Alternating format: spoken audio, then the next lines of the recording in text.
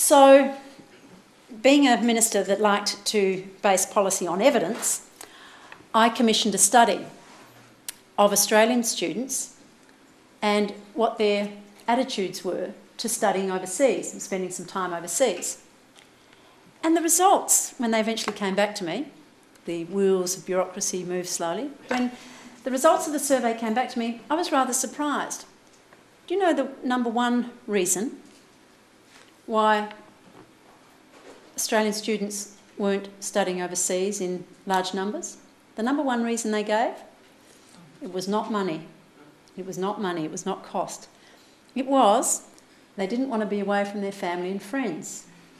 Now, that's a beautiful sentiment, and I reckon every mum and dad in Australia and every mate would be just absolutely touched by that.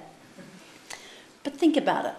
With a life expectancy in the late 70s, early 80s, you would hope that our bright young Australians would think, well, I reckon I could be away from the family and friends perhaps for 6 months, maybe 12, maybe 2 years. But that was the reason. And so it seemed to me that we should do more to provide the opportunities so that when it's actually there, you might take it. So I increased the number of Endeavour scholarships. This was an initiative that Alexander Dana and I had announced, Endeavour scholarships for graduate and undergraduate and postgraduate students, where, like the Colombo Plan, students overseas could study in Australia, but we had scholarships for Australian students to study overseas in the Asia-Pacific region.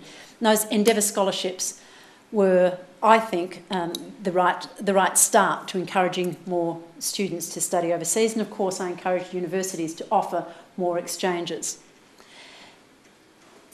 But it's also important for people to study an Asian language. It's all very well to say, yes, I want to go and study overseas, but if you were studying an Asian language while you're at school and university, that might make you think more about actually applying for a scholarship to study overseas or finding a way to study overseas.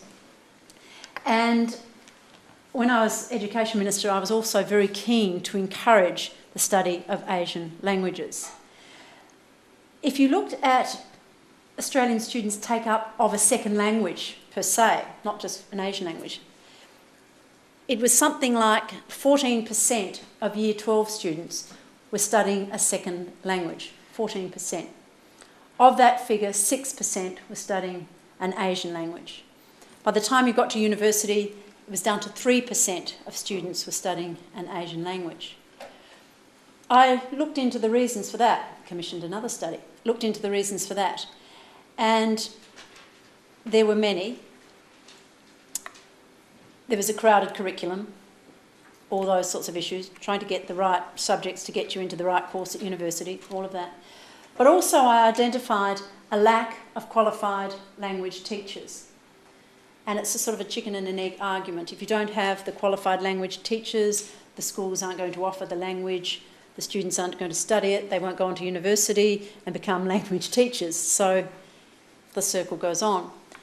So I decided to address that by trying to encourage language teachers or students who are thinking about becoming language teachers of applying for specialist language scholarships. And they were called the Endeavour Language Teacher Fellowships, that's right. And since we announced those, about 540 people have undertaken an Endeavour Language Teacher Fellowship. And they involved actually studying overseas and doing intensive language courses overseas so that you could absorb the culture and the society as well as learning the language, and then come back and use your experience as a Endeavour Fellow to encourage other language teachers or students thinking about becoming language teachers. And this is an idea that I think should be spread out across the educational sector. One of my other bright ideas as Education Minister was to set up what we called summer schools for teachers. And we were only able to hold one summer school 1 year, and that was the year after we lost the election, 2007, November 2007, and the summer schools were set up to take place in January of 2008.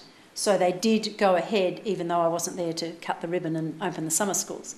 But what we did is we offered 1,000 teachers across Australia the opportunity to attend a summer school that was, and one was here at ANU, that was an absolute specialist fortnight, 2 weeks of intensive study from the best lecturers and professors and tutors we could find in Australia and overseas in their particular subject area. We had a history summer school, we had a maths summer school, a physics summer school, a chemistry summer school, and I think there was one more. English. Literacy and numeracy, that's right, we had an English literacy and numeracy summer school. And this was based very much on an experience that I'd had in going to Harvard Business School to spend 3 months in intensive study to become the manager of a national law firm.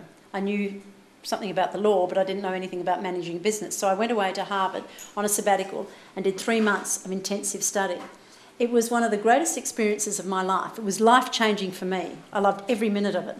And I just thought, if we could give teachers, some of the best teachers in Australia, just that opportunity, it was only 2 weeks, but it was all expenses paid, to spend 2 weeks immersed in their subject area, being taught by the best and the brightest, then that would enthuse them, give them the passion to go back to their schools and encourage the teachers in their schools to apply for the summer schools. And so over time, all our best teachers would have been through this experience. Now, the new government has cancelled the summer school program. I'm sorry about that. I'm really sad about that because I thought it was a great initiative. But were we to get back into government, I would reinstate the summer school program and have languages as a specific summer school, Asian languages specifically for that summer school. You see, when I went through school, there was an opportunity to study German or French or Latin, although by the time I got there, Latin had been cancelled. But you did it more as a part of a liberal arts education. You studied a language because it assisted you in your intellectual rigour and it was part of what you would consider a liberal education. It wasn't for practical purposes. Nobody actually expected you to speak Latin anywhere or really to speak German or French. In fact, the study of Latin, that dead language, because of its complexity and intricacies, was encouraged because it assisted students to speak better English. That's one of the reasons why people studied Latin. Your grammar and syntax and the like, pronunciation even, would be better if you had a grounding in Latin. But these days, people should consider studying an Asian language as having a much more practical effect.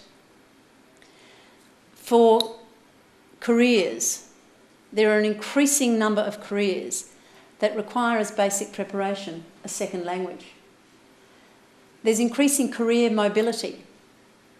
People now put on their CV proudly that they've worked and lived overseas or they've had many different jobs in different countries. That is seen as a career plus, whereas in years gone by, it was much more important to show that you'd remained at the one company for your whole life, to show that you were a loyal, dedicated, reliable person. But now career mobility is seen as a plus. And in order to make yourself an attractive employee, having a second language is an absolute